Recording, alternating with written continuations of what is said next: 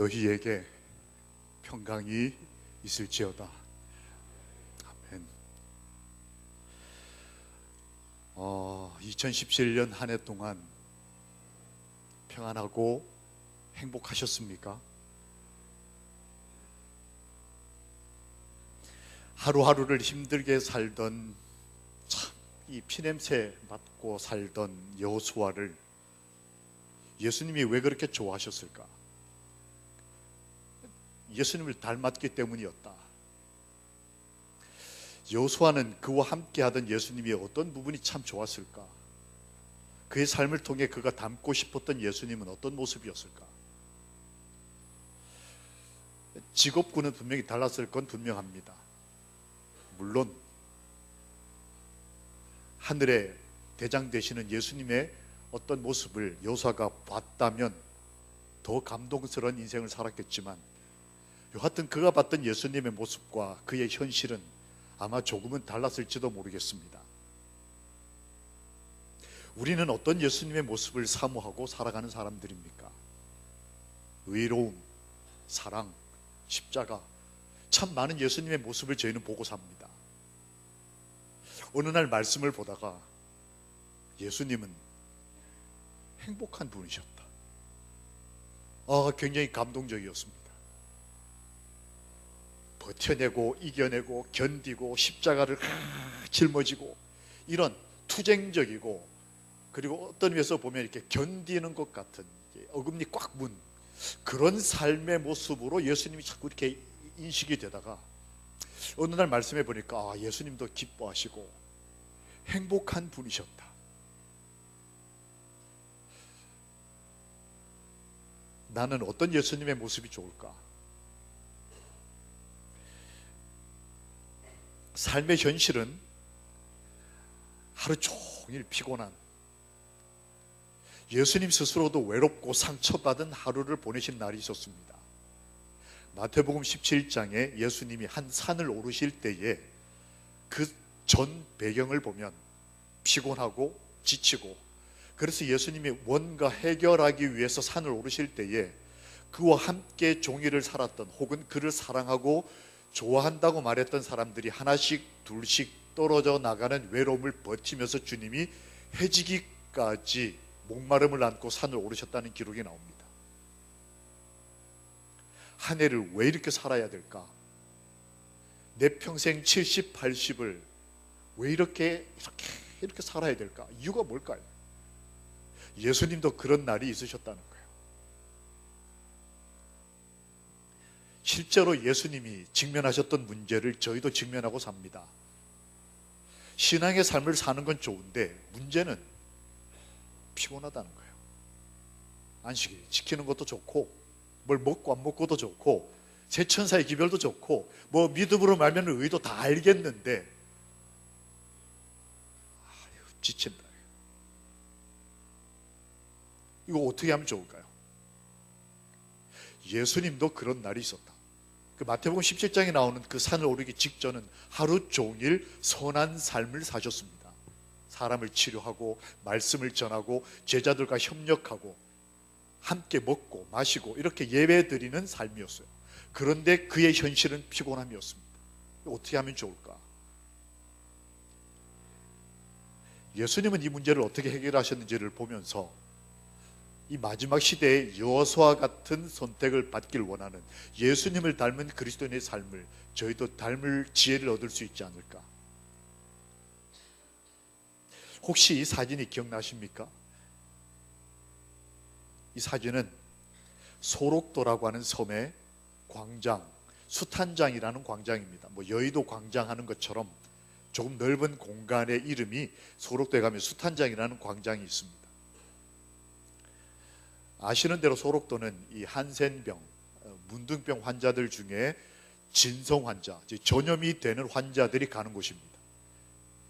이 병은 약을 먹기만 하면 그 순간부터 전염이 안 되기 때문에 음성이로 바뀌기 때문에 육지에 몇 캠프들이 있습니다. 전염 안 되지만 흔적이 남아있어서 남들에게 부담을 주는 분들이 모여 사는 곳이 몇 군데 있습니다. 그런데 진성 환자인 경우에는 이리 다 가야 합니다. 근데 이제 이 분들 중에도 임신을, 그러니까 사랑하는 사람과 함께 가족을 이루고 임신한 상태에서 이 병이 발병을 하거나, 혹은 이 병이 발병한 가운데서도 사람은 살아야 되니까 사랑하면서 아기를 가지게 됐을 경우에, 사실은 상당수는 임신 중절 수술을 하지만 어쩌다가 아기를 가지게 됐을 경우에 아이가 태어나면 10 중에 9은 전염이 됩니다. 이 병은 이 타액과 피로 전염이 되기 때문에 엄마 배를 통과하면서 대부분이 전염이 돼요, 아이들이. 그래서 부모들이 대부분 아기를 가지길 원하지 않습니다. 그런데 어쩌다 한번 건강한 아이가 태어나요. 부모가 다 한생병 환자임에도 불구하고 아이가 태어났는데 건강한 아이가 태어나는 경우가 있었습니다. 이럴 경우에 아이러니하게도 건강한 대한민국으로부터 격리된 소록도, 한센병 환자들의 수용소 같은 소록도에서 건강하게 태어난 아이들은 그 안에서 다시 격리가 돼요. 이게 좀 이상하지만 소록도 안에서 다시 건강한 아이들만 모아서 이렇게 키우는 그런 격리된 공간 안에 사는 아이들이 있었습니다. 부모님은 다 병중이신데 아이들은 건강한 경우. 이게 무슨 사진이냐면, 그 건강한 아이들이 얼마나 아빠 엄마가 보고 싶겠어요. 아버지 어머니는 또 이 얼마나 자식들이 보고 싶겠어요. 그러니까 한 달에 한 번 면회하는 장면입니다. 건강한 자녀들과 문득병 환자들 아빠 엄마들이 한 달에 한 번 지금 만나는 거예요. 아, 참 어떻게 보면 행복한 사진일 수도 있고 어떻게 보면 참 애절한. 그런데 이 사진을 보면서 제가 이렇게 하나 더 생각하게 된 것이, 왼쪽에, 여러분 보시기에 왼쪽에 있는 아이들이 다 이 건강한 아이들, 오른쪽에 있는 어른들이 이 아이들의 아버지 어머니들이에요. 이 아버지 어머니들은 손가락이 없고 코가 없고 이 병의 이 증세로 그런 이 신체적 불편함을 가지고 계시면서도 닭을 키우고 농사를 짓고 어떻게 해서든 돈을 벌려고 하셔요. 여기는 수용시설이기 때문에 식사가 다 나오고 아프면 병원에서 무료로 다 치료가 되는데도 부모님들이 돈을 벌려고 하는 이유가 뭘까요? 이 새끼들 살려야 돼요. 이 아이들을 먹여 살리고 이 아이들의 교육과 이 아이들의 미래를 위해서 손가락이 없는 손으로 밭을 파고 달걀을 구별하고 그렇게 아이들 꿈속에서 보다가 한 달에 한 번 이제 만나는데, 제가 이 사진을 보면서 참 마음이 아팠던 건, 이 가운데 그렇게 만나고 싶어하던 가족들이 만났는데 이 가운데 38선이 없어요. 전기 철조망이 없다는 얘기입니다. 즉 아무도 막질 않아요, 부모 자식 간을. 그런데 놀라운 건 아무도 넘어가지 않아요. 줄을 쫙, 나는 건강한 사람 쫙, 부모 쫙, 아버지 어머니 일주일에 한 번 교회 와서, 아니면 1년에 한 번 기도주일 되니까 뭔가 좀 감사한 것도 있고 뭐 잘못한 건 용서도 받아야 되겠고 연말 기도주일 와서 아버지 하는데 더 이상은 건들지 마세요. 내가 아버지가 내 아버지인 거 알겠고 어머니가 나를 위해 희생하는 거 알겠고 다 좋은데, 한 달에 한 번씩 아버지 어머니 만나러 나와주잖아요. 지금 제가 토요일마다 안식일마다 교회 나와주고 아버지 이름 불러주고 아버지가 내 아버지라는 거 인정. 그러나 여기까지. 우리가 하나님을 믿고 사는데 어느 순간 하나님, 제가 정말 헌신해서 우리 기관에서 근무하고 평생 헌신했고 이제 은퇴해가서 이제 이 나이에 하나님 제가 헌신한 거 아시지 않습니까? 그러니까 이건 건들지 마십시오. 이건 내 새끼도 물려줘야 될, 아니면 이거는 내 자존심, 아니면 이거는 내 재산. 그리스도인들이 다 이런 게 있더라는 거예요. 아버지를 보고 싶어하고 제 이름을 기다리고 한 달에 한 번씩 일주일에 한 번씩 교회는 오는데 1년에 한 번씩 연말 기도치는 와서 용서해 주세요 하긴 하는데, 아버지 용서 안 해줘도 되는 거 있어요. 이건 건들지 마세요. 그 기도는 빼놓고 하는 기도. 이게 뭔가 잘못됐다는 걸 알면서도 덮어두는 기도. 부모 입장은 좀 다릅니다. 부모님이 안 넘어가는 이유는 내가 넘어가면 죽는다. 그런데 누가 죽는다? 내가 죽는 게 문제가 아니고 내가 넘어가면 이놈 새끼들 형분이 죽는 거예요. 예수님이 재림 못하시는 이유는 이 부모님의 마음과 같아요. 우리를 내치거나 관심이 없거나 우리를 향한 애정이 떨어져서가 아니고 지금 내가 넘어가면 이 아이가 죽는다. 부모님은 그것 때문에 못 넘어오시는 거고 자식들은 필요한 건 다 주세요. 제가 교육비가 얼마가 필요하고 결혼해야 되고 먹고 살아야 되고 그러니까 한 달에 한 번씩 와서 만나는 주는 거예요. 기도주일 되면 안식일이 되면 구원도 받아야 되겠고.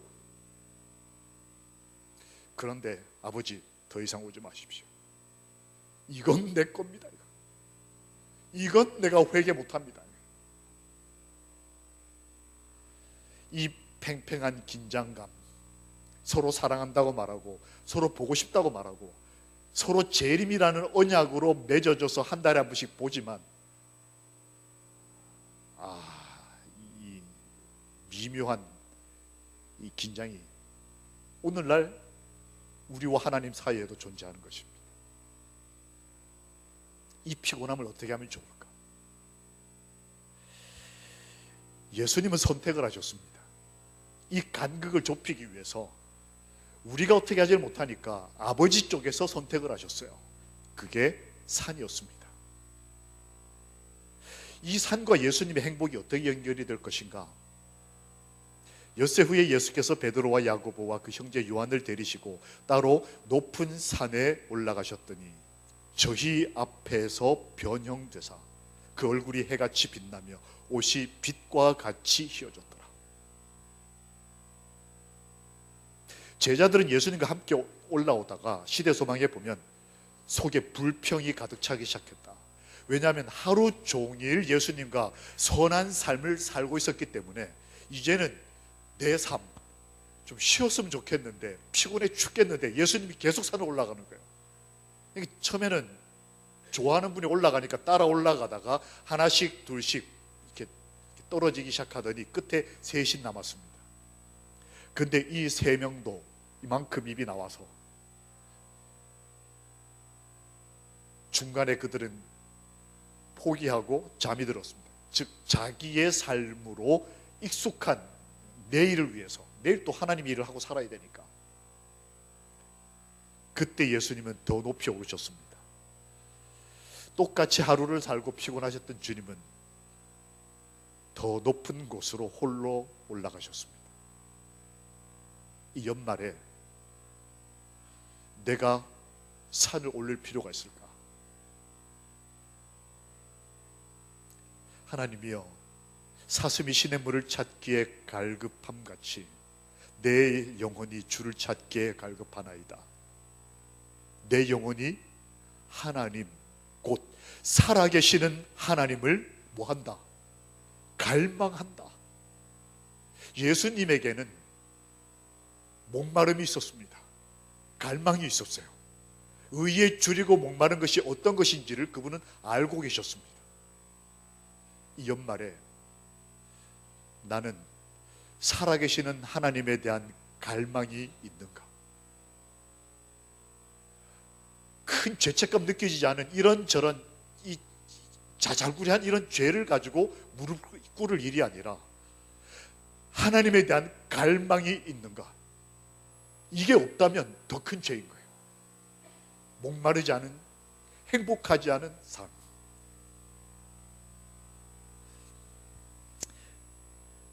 예수님은 자주 홀로 기도하시기 위하여 산으로 올라가셨다. 그곳에서 그분은 보았다라는 말씀이 기록되어 있습니다. 뭘 봤느냐? 광야에서 이스라엘을 인도하던 것보다 더 광명한 영광의 구름을 봤다. 왜 우리에게 산이 필요할까? 예수님은 피로, 현실적인 신앙적 피로를 극복하고 이겨낼 수 있는 뭔가가 필요했습니다. 인간의 성정을 가지고 계셨던 그분에게는 쉬는 것보다 더 중요한 게 있었어요. 영광의 구름을 보는 것, 하나님의 사람들을 보는 것. 그분은 거기서 들으셨습니다. 뭘 들으셨을까? 함께 좀 읽어보실까요? 시작. 이는 내 사랑하는 아들이요 내 기뻐하는 자라. 예수님은 그 현실의 신앙적 어려움과 피로를 이겨내는 방법으로 하나님의 살아계심을 보고 하나님의 음성을 듣기 위해서 산을 올랐다는 거예요. 내 사랑하는 아들이요 내 기뻐하는 자라. 이런 음성을 우리가 직접 들을 수 있다면 얼마나 좋을까요? 그때 그는 호련히 변화되었다. 해같이 빛이 났다. 하나님의 임재를 경험할 때에 그 고통의 산은 훗날 저희들에게 어떤 산으로 이름이 바뀝니까? 변화산으로. 원래는 그 산은 성경에 보면 산 이름이 변화산이 아닙니다. 이름 없는 산이에요. 그냥 한 높은 산이었습니다. 그런데 한 그리스도인이 그 산을 삶의 현실, 일련의 모든 피로를 이겨내고 살아계신 하나님을 만나기 위해 아버지 앞으로 나아갈 때에 여기서 산은 하나님의 임재가 있는 곳을 의미했어요. 오늘 이 저녁에 교회에 잘 오셨습니다.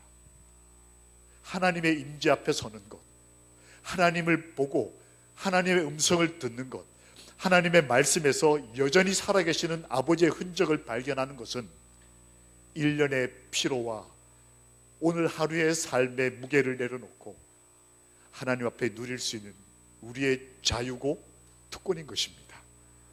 예수님은 그렇게 하셨어요.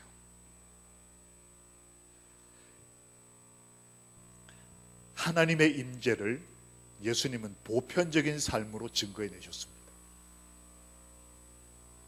일상 삶에서도 하나님의 임재를 경험하는 것이 얼마나 중요한지를 보여주셨습니다. 나의 산에서 만난 살아계신 하나님, 나는 그런 산을 오르고 있는가? 잠깐 우리 말씀 중에 기도하는 시간을 가지겠습니다. 나는 지난 1년 동안 힘들고 어려울 때에 하나님 앞에 서기를 즐거워하는 사람이었는가? 나는 지난 1년 동안, 지난 일주일 동안 오늘 하루 이 성전을 찾아올 때에 살아계신 하나님에 대한 갈망을 가지고 왔는가? 나는 목마름이 있는가? 나는 의의 주림이 있는가? 예수님처럼. 다른 말로 바꾸면 이렇게 산에서 살아계신 하나님을 만난 그가 행복하셨다는 거예요. 시대소망에 보면 예수께서는 종종 광야와 푸른 골짜기로 가셔서 천연계와 살아계신 하나님과 더불어 교통하심으로 행복하셨다. 예수님이 어떻게 행복을 유지할 수 있었는가?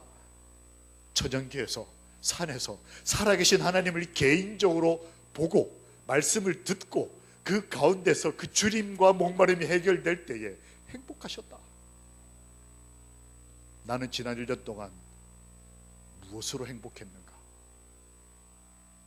돈 조금 더 얻은 것, 어디 가서 맛있는 거 먹은 것, 해외여행한 것, 자식이 어떻게 잘 된 것, 혹은 내 아픔이 치료된 여러 가지 행복의 근원들이 있겠지만 나는 살아계신 하나님 때문에 행복한가?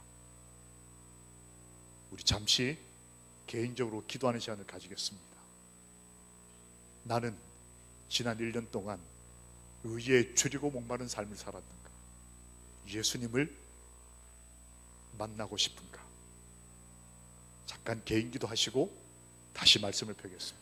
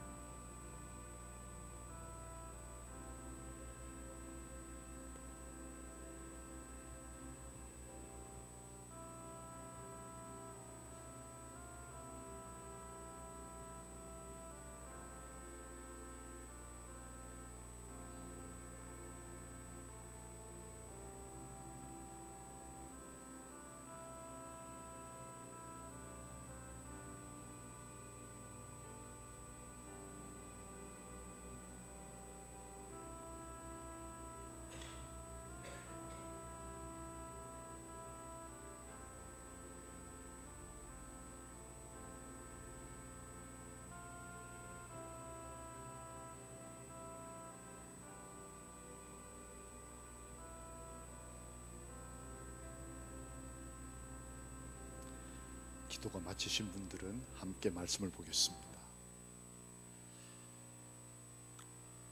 함께 읽겠습니다. 시작.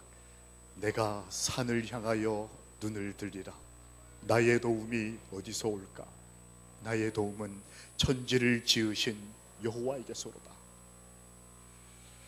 이제는 저희가 우리의 삶에서 눈을 들어 이 복잡하고 힘든 현실과 이 도시와 이 거친 사람들로부터 눈을 들어 우리의 도움이시고 천지를 지으신 여호와를 바라보는 소중한 삶, 행복한 삶이 되기를 예수님의 이름으로 기도합니다.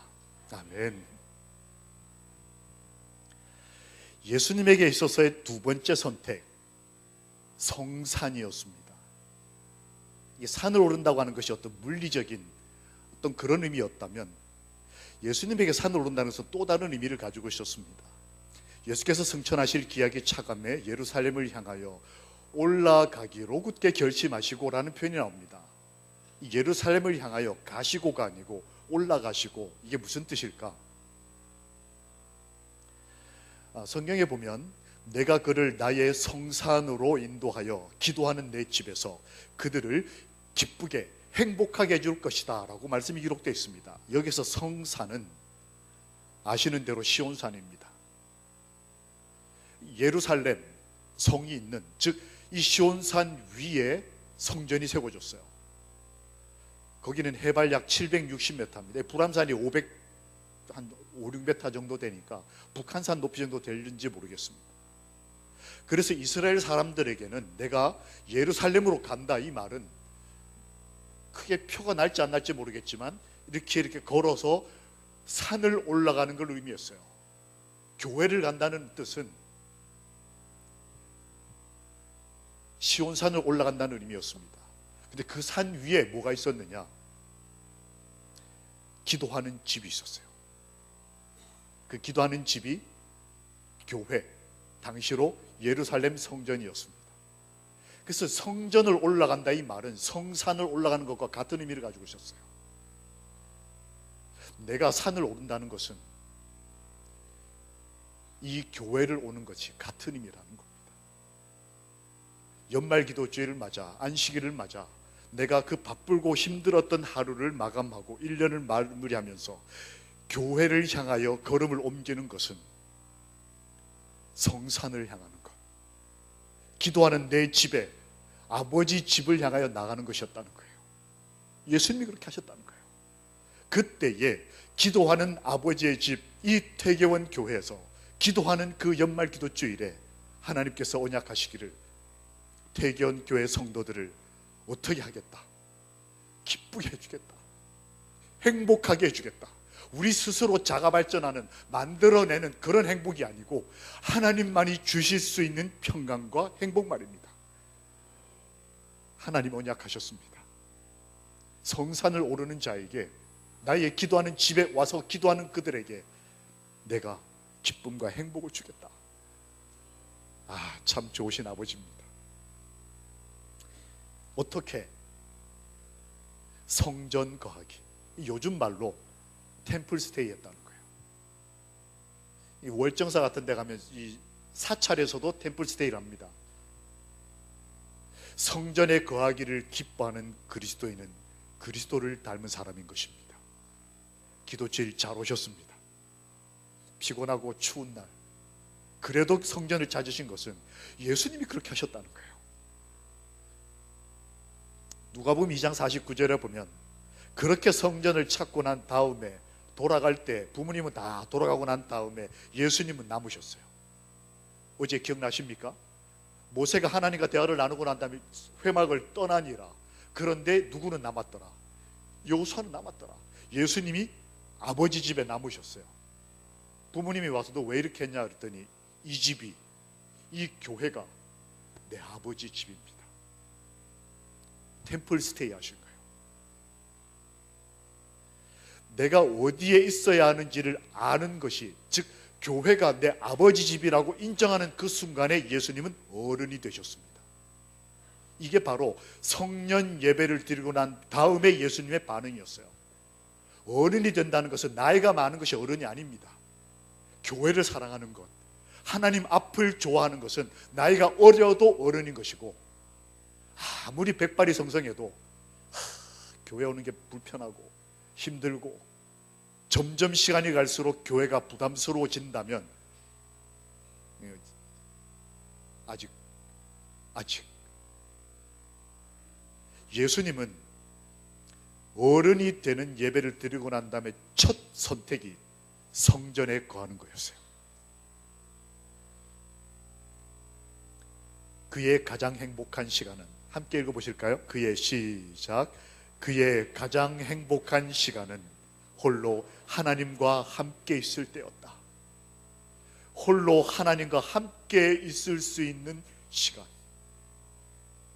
연말 기도 주일에 잘 오셨습니다. 제가 오늘 좀 차가 안 막히는 바람에 교회를 일찍 왔습니다. 1시간쯤 전에 도착을 했는데 저보다도 먼저 교회를 와서 기도하고 계시는 분이 계셔서 깜짝 놀랐어요. 밖에서 봤을 때 교회 불이 꺼져 있다고 생각을 하고 들어왔는데 여기 앞에 불만 켜놓고는 한 분이 얼마나 열심히 기도를 하시는 거예요. 저 한참을 지켜보는데 기도 끝나질 않아요. 저도 기도 시작하고 난 다음에 중간 눈을 떠보니까 이제 눈을 뜨시고 말씀을 보고 계시더라고요. 이렇게 홀로 주의 전에서 홀로 하나님과 함께 있는 그 귀한 성도가 있는 대견교회, 주의 복이 가득하기를 소망합니다. 예수님도 그러셨다. 그때 사명의 신비가 열렸다. 내년을 어떻게 살아야 되는지에 대한 비전을, 사명을 교회에 거했던, 하나님 앞에 있었던, 홀로 있기를 선택했던 그 사람의, 그 예수님에게 그때 예수님이 직접 하나님께서 가르치셨다고 기록되어 있어요. 너가 어떻게 살아야 될지, 네가 지난날을 어떻게 살아왔으며 앞으로 내년 2018년을 어떻게 살아야 될지에 대한 빛을 하나님께서 직접 이렇게 기도 주일을 맞아 성전을 찾으신 여러분과 저에게 비춰주시기를 살아계신 예수님의 이름으로 축원합니다. 아멘. 예수님은 그때 사명의 신비가 열렸다. 어린 양을 지켜보면서 제사 제도를 통해 죽어가는 어린 양을 보면서 내가 저렇게 살아야 될 것이라는 것에 대한 사명을 깨닫기 시작했다는 말씀이 기록되어 있습니다. 연말을 맞아 가족들 모아놓고 우리가 예배를 드리는 것도 중요합니다. 그러나 이 연말 기도 주일 동안에 지난 1년을 살펴보고 나서 하나님 앞에 서 있을 때 하나님이 우리에게 그냥 살려주시는 것만으로 끝나는 것이 아니고 왜 살아야 되는지, 어떻게 살아야 되는지, 어떻게 사는 것이 행복할 수 있는 것인지를 직접 가르쳐 주시기를 소망합니다. 유관자라는 목사님이 그리스도인이 버려야 할 단어들이라는 좀 재미있는 책을 하나 쓰셨습니다. 거기에 보면 그리스도인들이 나태와 게으름을 버려야 한다라고 하는 챕터가 이렇게 나옵니다.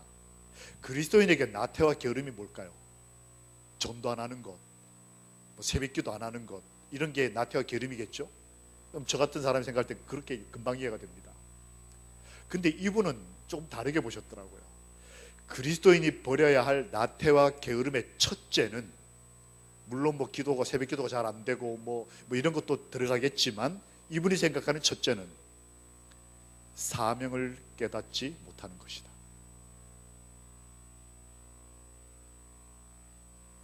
왜 살아야 되는지, 어떻게 살아야 되는지, 무엇을 위해 기도해야 하는지, 이걸 깨닫지 못하는 게 그리스도인의 나태와 게으름이라는 거예요. 그러지 않기 위해서 부지런하고 근면하신 예수님을 닮은 저희들, 그렇게 닮기를 소망하는 저희들이 이 일주일 동안 우리의 과거를 씻어주시는 것뿐만 아니고 우리의 내일과 우리의 내년도, 우리의 가족들의 앞날도 빛으로 열어주시기를 소망합니다. 한 여집사님이 참 열심히 쓰셨어요. 그래서 어떻게든 이렇게 좀 뜻대로 살고 싶은데 간절함이 있어서 어느 날은 청년들이 성경 공부하는 데까지 쫓아오셔서 뒤에 조용히 앉아 말씀을 공부할 만큼 마음에 이렇게 뜨거움이 막 일어나는 분이 계셨습니다. 이분이 이걸 뭘 어떻게 해야 될지를 몰라가지고 기도를 하시다가 어느 날은 이렇게 마을에 마시를 나갔습니다. 그리고는 뭔가를 보시고 쫓아와서는 청년들하고 성경 공부를 하고 있는데 저를 데리고 가져가는 겁니다. 따라갔더니 담이 이렇게 낮은 담이 있어서 담 너머로 이렇게 보라고 해서 이렇게 담 너머로 남의 집을 이렇게 건너다 봤습니다. 할머니 한 분이 빨래를 하고 계셨습니다. 옛날 집이라 이렇게 담이 낮고 집은 일자집이고 수도가가 마당에 있는 그런 옛날 집이었어요. 수도가에 쪼그리고 앉아서 할머니가 그때 당시 70이 넘으신 할머니셨습니다. 빨래를 이만큼 쌓아놓고 이렇게 손빨래를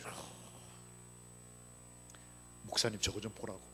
저희 교인도 아니고 그냥 동네 할머니셨어요. 집사님 왜 그러십니까? 그랬더니 제가 며칠 전에 하나님께 기도를 했다고. 하나님 제가 어떻게 살아야 합니까? 이 마음에 있는 이걸 어떻게 좀 해야겠는데 뭘 어떻게 될지 몰라서 기도를 하고 난 다음에 이 마을을 나갔는데 저분을 발견했다는 거예요. 이렇게 길을 가다 담 너머를 이렇게 보니까 할아버지와 할머니 두 분만 사시는데 그 일주일에 한 번 입고 있는 옷 그냥 주물러 빨아가지고 뭐 빨래도 별로 없이 단촐하게 사시는 분인데 이 산더미처럼 빨래를 빨고 있길래 이 집사님이 들어갔어요. 할머니 하고 이렇게 불렀더니 갑자기 할머니가 이 집사님이 하고 우시더라는 거예요. 왜 그러냐고. 딸이 있는데 사위하고 이렇게 결혼하고 이제 손주가 둘이 있는데 가정에 문제가 생겼어요. 이제 이혼 재판을 하는데 자녀를 서로 안 키우려고 싸움이 벌어졌어요. 서로 이제 네가 키워라고. 그게 결정이 안 돼서 재판이 벌어지면서 이게 이혼이 복잡해졌습니다. 그러니까 이 할머니가 너무 이게 마음이 아프고 힘든데 엄마가 이제 경제활동을 아빠가 하고 있었으니까 너희들 아빠한테 가라. 돈을 아빠가 벌고 있으니까 나는 당장 지금 해결할 방법이 없으니까 가라고 아빠한테 보냈어요. 근데 아빠는 너네만 보면 엄마 생각난다고 엄마한테 다시 보냈어요. 그 애들이 엄마 집에서 쫓겨나고 아빠 집에서 쫓겨나가지고 갈 데가 없어서 할 수 없이 외할머니 집에 왔어요. 그때 고등학교 중학교 학생들이었는데 얘네들이 철이 없으니까 하루에 한 번씩 옷을 벗어 제끼는 거예요. 땀 냄새 난다고. 그러니까 이 할머니가 갑자기 손주들이 집에 왔는데 집에 세탁기도 없는데 할아버지하고 일주일에 한 번 그냥 옷 주물러 빨아서 대충 입고 사시던 분이었는데 갑자기 10대 애 둘이 와가지고는 이 빨래를 막 벗어 제끼는 거예요. 그 할머니가 기가 막히니까 허리는 아프고 무릎 아프고 뭐 그게 대수겠습니까? 마음은 찢어지고 그러니까 빨래를 하고 싶으면서 참고 있는데 집사님이 가서 쿡 찌른 거예요. 뻥 터진 겁니다. 내가 빨리 죽어야지. 그러니까 이 집사님이 그 순간에 뭔가를 해야 되겠다 생각을 한 거예요. 그리고는 그 집에서 저희 교회까지 걸어서 한 5분도 채 걸리지 않는 거리인데 오시면서 뭐가 생각이 났냐면 도와야 되겠다. 그리고 저한테 뭐라고 얘기를 하냐면 목사님 저분한테 우리 세탁기 한 대만 사드리자고. 그때 제가 다니던 교회는 춘천에 있는 춘천에서도 제일 작은 막내 교회였어요. 교인이 30명을 이제 막 넘을 때였습니다. 교회 건물도 없고 상가 2층에서 막 이제 크기 시작하는 그런 교회였어요. 다 모아놓고 이 집사님이 처음으로 대중 앞에서 주머니에 뭐 뒤적뒤적 하더니 이렇게 꺼내보니까 5,000원짜리 10,000원짜리 몇 장을 이렇게. 성도 여러분, 이게 제가 지금 가지고 있는 전부입니다. 돕자는 거예요. 그때까지 그 교회가 살아남기 위해서 대외 활동을 한 적이 없었습니다. 누군가를 돕거나 아니면은 이게 없이 그냥 교회 유지하기에 바빴어요. 뭐 기본적인 건 하죠. 도로가에서 뭐 하고 뭐 이런 건 있는데 공식적으로 교회 전체가 나서서 뭔가 하는 게 없었습니다. 그런데 여집사님 하나가 나서서 돕자고 하니까 몇몇 분들이 나서서 어떻게 해가지고 이걸 샀어요. 뭐 좋은 드럼 세탁기도 아닙니다. 이거 아시죠? 통이 돌아가는 거. 통돌이 세탁기 잊어버리지도 않아요. 대우에서 만든 건데 13kg짜리 제일 큰 거였어요. 가격도 잊어버리지 않습니다. 43만 원이었어요. 이걸 교회가 처음으로 뭔가 한 거예요. 샀어요. 그걸 사가지고 들고 가는 겁니다. 가가지고 할머니, 딱 할머니가 우와 얼마나 좋아하시는지. 이분 표현이 그래요. 내가 그 하나님한테 1,000원짜리 한 장 준 적 없는데, 우리로 말하면 헌금, 교회 나가서 헌금 한 번 한 적이 없는데, 내 자식도 내 마음을 모르는데 그 하나님이라는 분이 내 마음을 이해하셨다는 거예요. 이분이 얼마나 좋아하는지. 그 주말 안식일에 이 할머니하고 할아버지가 바로 두 분이 같이 교회 나오셨어요. 여러분, 세탁기 전도법이라고 들어보셨습니까? 그의 가장 아픈 곳을 이렇게 탁, 금방 이분에게는 하나님은 좋으신 분이다. 근데 이분이 70이고 할아버지가 80이 다 되신, 이게 성경을 전혀 모르시는 분들이다 보니까 교회 딱 오시면 9시 반부터 11시 50분까지 주무세요. 어떨 때 코도 오시고, 그것도 제일 앞줄에서. 그러면 목회자가 시험에 들까요? 기쁠까요? 기뻐요. 그래도 오셨다는 게 어디예요? 뭐가 뭔지 잘 모르겠으니까 이분이 오시면 그냥 그대로 주무세요. 교회가 너무 좋은 거예요. 매번 하실 때마다 나는 교회가 너무 좋아, 나는 하나님이 너무 좋아, 나는 그분한테 1,000원짜리 한 장 준 적 없는데.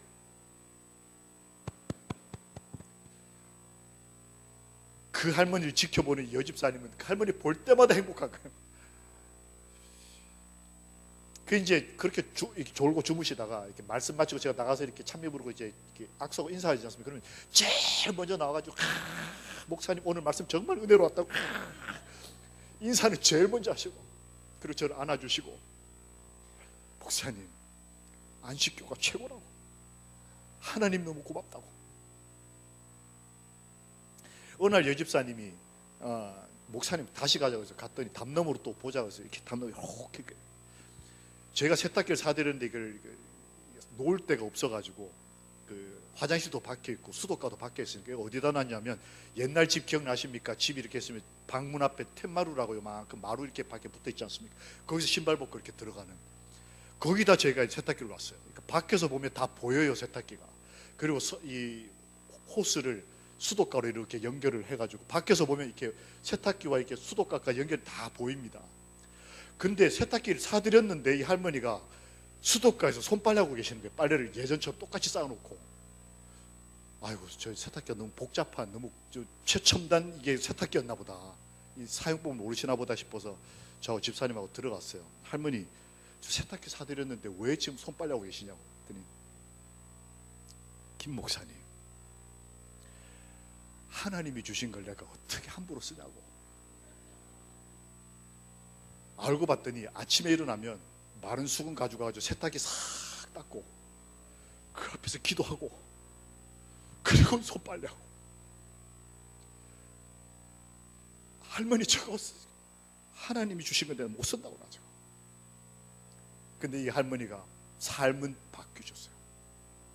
똑같이 빨래를 하는 똑같은 빨랫감에 똑같은 현실인데, 빨래하다 힘들면 어디를 한번 쳐다보시고 세탁기 한번 보고 하나님이 살아계시다, 하나님이 살아계시다. 이분에게는 이 세탁기가 하나님이 살아계시고 사랑이시고 내가 아직 살아야 될 이유가 있다는 증거였던 거예요.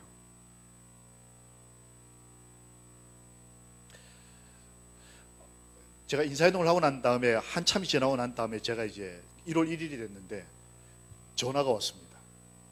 그 여집사를 통해서 할머니가 전화를 해서, 김 목사님, 뭐 이제 새해 이제 인사를 나누고 난 다음에 왜 춘천 다시 안 오냐? 왜 목회자가 전임주로 이렇게 연락을 취하거나 안 가는 거 다 아시지 않습니까? 목회 윤리상 이걸 할머니한테 설명할 방법이 없는 거예요. 그래서 그때 이제 80이 넘으셨고, 그 제가 할머니 죄송합니다, 제가 좀 바빠서요, 이렇게 이제 그렇게만 말. 그랬더니 할머니가 김 목사면 내가 주려고 밥 한 끼 사주려고 여러분 춘천에 유명한 음식이 두 가지가 있습니다. 혹시 아셔요? 막국수하고 하나는 닭갈비가 유명해요. 근데 저는 이제 닭갈비는 좀 어색한 음식이고 막국수를 이렇게 먹었습니다. 그러니까 이 할머니가 편지 봉투에다가 3,500원, 그때 3,500원이었어요. 3,500원 넣어놓고 김정권 목사 막국수 값 적어놓고 그걸 선반에 얹어놓고 제가 오면 그거 사주겠다고 기다리고 10년이 됐는데도 이 김 목사가 재림을 안 하네요. 그러니까 기다리다 못해 전화를 하신 거예요. 상황이 이렇게 돼서 말씀드렸더니 그러냐고. 알았다고 해서 이제 집사람을 바꿔 달래서 집사람을 바꿨습니다. 그랬더니 집사람이 몇 마디 하더니 안 됩니다. 자꾸 안 돼요. 할머니 죄송해요. 안 돼요. 자꾸 이렇게 대답을 하는 거예요. 그래서 제가 가서 지금 어른이 말씀하시는데 뭘 자꾸 안 된다고, 무조건 된다고 하라고 했더니 정말 그래도 되냐고 저한테 물어요. 그래서 무조건 대답하라고, 된다고 그랬더니 알았다고 하더니 국민은행 611-02 04 계좌를 쫙 물어요. 뭐하냐 그랬더니 당신이 된다며.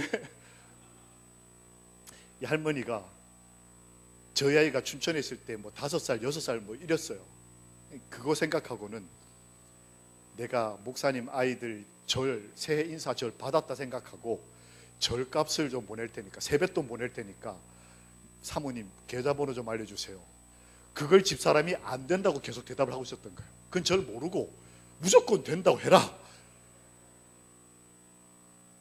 그래, 할머니의 세뱃돈은 받는 게 효도겠다 싶어가지고 넘어갔어요.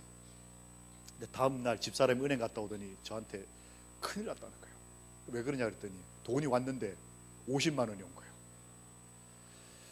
여러분에게는 50만 원이 어떤 돈인지는 모르겠는데 이 할머니에게는 엄청난 돈이에요.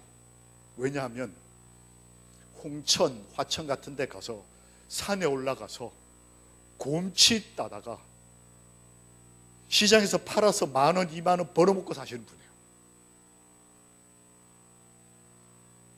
그러니까 이분에게 50만 원은 엄청난 돈이에요.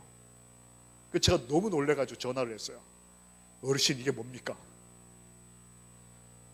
김 목사님, 제가 김 목사님을 기다린 건 막국수 때문이 아니었다. 나 같은 사람에게 하나님이 이렇게 은혜를 주셨는데 나도 죽기 전에 누군가에게 한 사람이라도, 김 목사님, 나같이 불쌍한 사람 한 사람에게 세탁기 한 대만 사주소. 내 죽기 전 마지막 소원이에요. 취나무를 뜯어서 팔아가지고 10년 동안 돈을 모았어요. 50만 원을 10년 동안. 김 목사님, 나 같은 사람, 나같이 비참하고 불쌍하고 왜 사는지 모르고 그냥 이러고 사는 사람 한 사람한테 세탁기 한 대만 사주셔.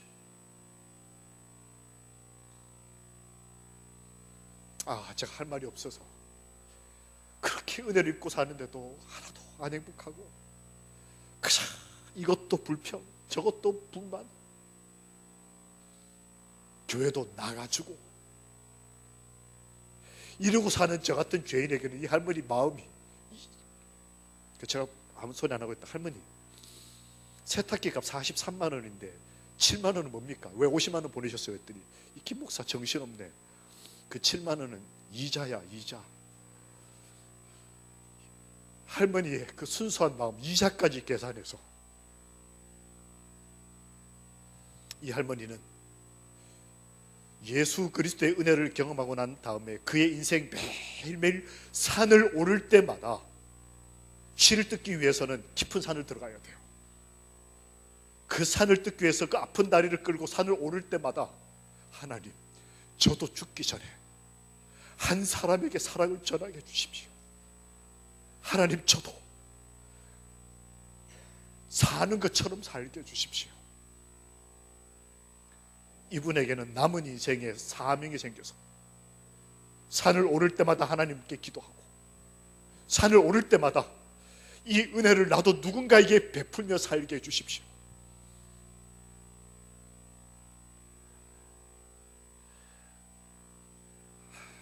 얼마 후에 아직도 건강하게 사셔요.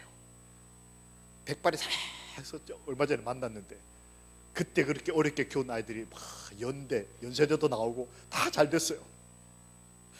김 목사님, 하나님 참 좋은 분이라고. 이분은 진짜 어른이세요. 성경은 잘 모를지 몰라도 뭐가 어떻고 저떻고 조직적으로 정리해가지고 논리적으로 설명할 수는 없어도 이분에게 하나님은 좋으신 분이고 살아계시고 그의 마음에 살아가야 될 이유를 주시는 분이었어요. 행복해 하시더라고요. 하나님과 교통하고 그 성산에서 하나님으로 더불어 내가 어떻게 살아야 될지를 깨닫게 되는 것, 그게 예수님의 기쁨이고 예수님의 행복이었다. 어떤 예수님의 모습을 담고 싶으십니까?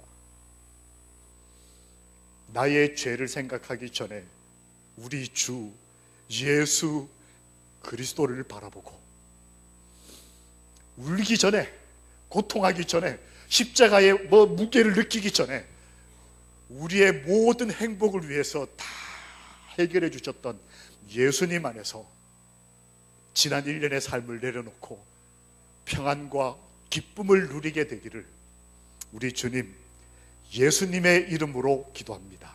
아멘. 나에게 성산이란 무엇인가? 교회를 오르는 것, 산을 오르는 것. 또 다른 의미로 이런 뜻이 있습니다. 함께 읽겠습니다. 시작.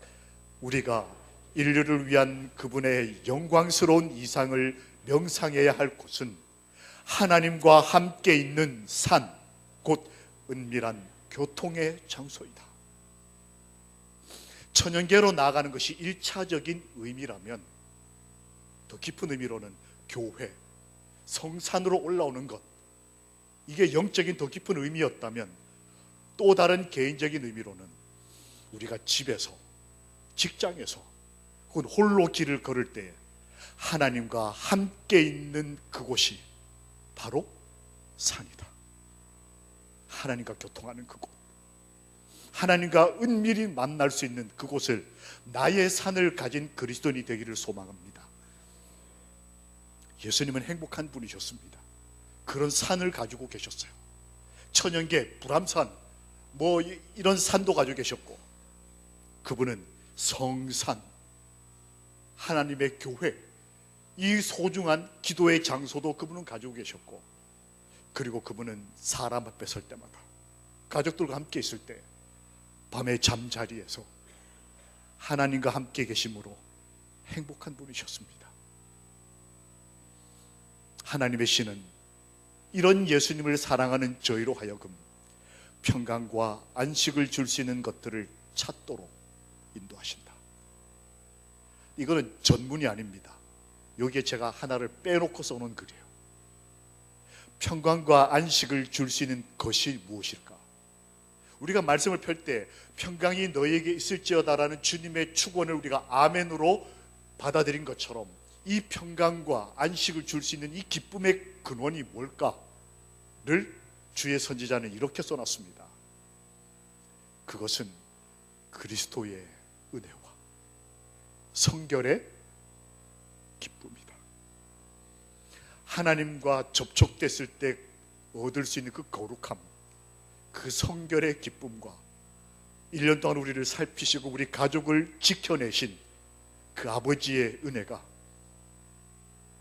우리에게 평강과 안식을 줄 수 있는 것들이고, 이걸 찾을 수 있도록 하나님의 신 성령께서는 우리를 인도하여 주실 것입니다.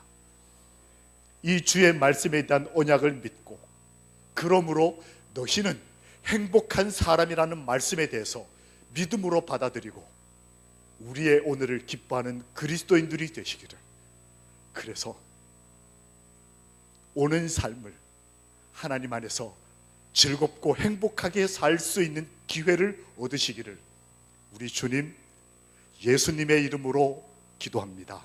아멘.